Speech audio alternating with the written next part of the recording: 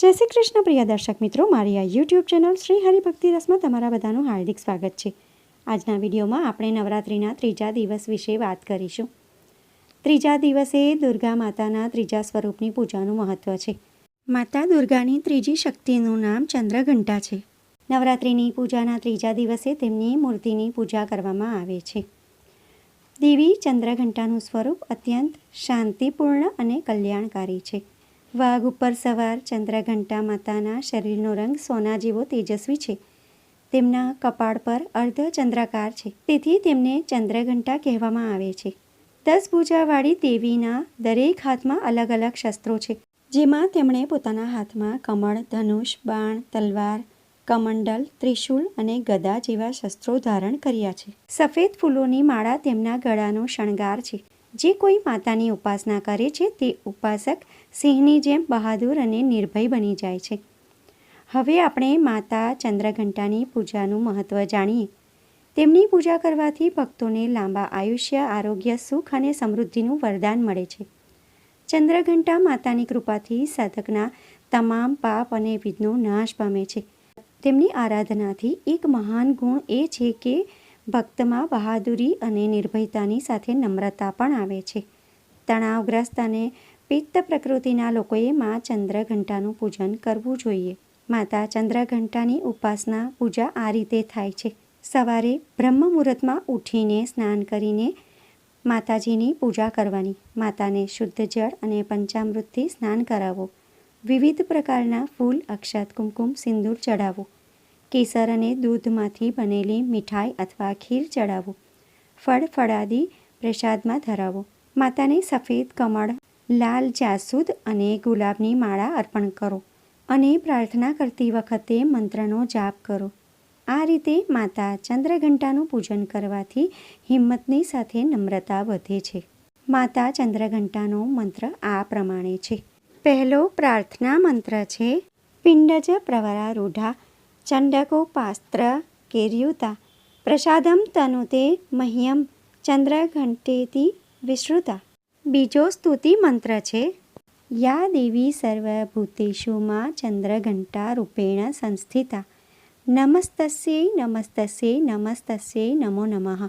ત્રીજો મંત્ર છે: ઓમ દેવી ચંદ્રઘંટાય નમઃ।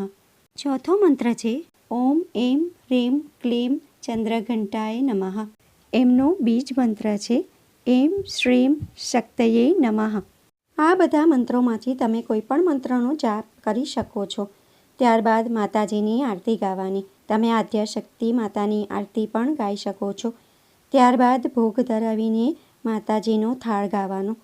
ત્યારબાદ તમારે જે પ્રસાદ ધરાવ્યો હોય ભોગમાં એ વહેંચી દેવાનો। ત્યારબાદ તમે દુર્ગા સપ્તશતીનો પાઠ પણ કરી શકો છો। માતાજીના પાઠ કરી શકો છો।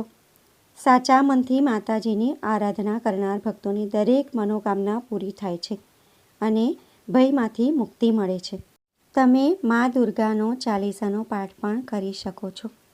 ત્યારબાદ તમારે ક્ષમા યાચના કરવાની છે કે હે મા ચંદ્રઘંટા, મારા પૂજા પાઠમાં જે કંઈ પણ ભૂલ થઈ હોય એ બદલ મને ક્ષમા કરજો। મને અને મારા પરિવારને સુખી રાખજો। અમારા ઘરમાં સુખ, શાંતિ, સમૃદ્ધિ આપજો। દુઃખ દરિદ્રતા દૂર કરજો। આ રીતે તમારે માતાજીને પ્રાર્થના કરવાની છે। હવે આપણે મા ચંદ્રઘંટા વ્રત કથા સાંભળીશું।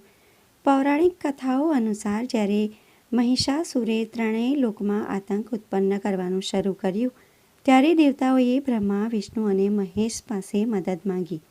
દેવતાઓની વાત સાંભળીને ત્રણેય ખૂબ ગુસ્સે થયા। ક્રોધના કારણે ત્રણેયના મુખમાંથી ઉર્જા ઉત્પન્ન થવાથી દેવીનો આવિર્ભાવ થયો, દેવીનું પ્રાગટ્ય થયું। તેમનું નામ ચંદ્રઘંટા રાખવામાં આવ્યું। ભગવાન શંકરે દેવીને તેમનું ત્રિશૂળ પ્રદાન કર્યું અને ભગવાન વિષ્ણુએ તેમનું ચક્ર પ્રદાન કર્યું। એ જ રીતે અન્ય તમામ દેવતાઓએ પણ તેમના શસ્ત્રો દેવી માતાને સોંપી દીધા। દેવરાજ ઇન્દ્રએ દેવીને 1 કલાક આપ્યો। આ પછી માતા ચંદ્રઘંટા મહિષાસુરને મારવા આવ્યા। મહિષાસુરનો વધ કરવા બદલ દેવતાઓએ માતાનો આભાર માન્યો। આ પછી દેવતાઓને મહિષાસુરના આતંકમાંથી મુક્તિ મળી। તો ભક્તો, આજના વિડીયોમાં આપણે ચંદ્રઘંટા માતાની પૂજન વિધિ વિશે જાણ્યું, એમના મંત્રો જાણ્યા અને એમનું પ્રાગટ્ય કઈ રીતે થયું તેના વિશે જે કથા હતી એ પણ સાંભળી.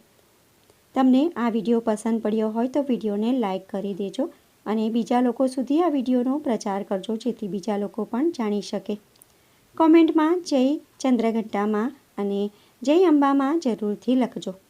ફરી મળીશું એક નવા વિડીયો સાથે. ત્યાં સુધી બધા ભક્તોને મારા જય શ્રી કૃષ્ણ. જય અંબેમાં, જય ચંદ્રઘંટામાં. વિડીયો જોવા માટે ધન્યવાદ.